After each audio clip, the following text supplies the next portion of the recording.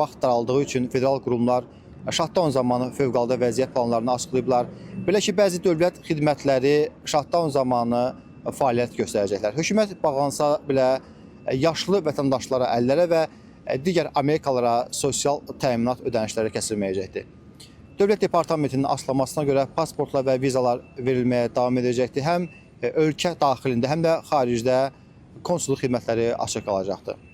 Daxili vergi xidmətinin əməkdaşları da işləməyə davam edəcəklər. Veteranlar üçün tibbi və vacib xidmətlər kəsilməyəcəkdir.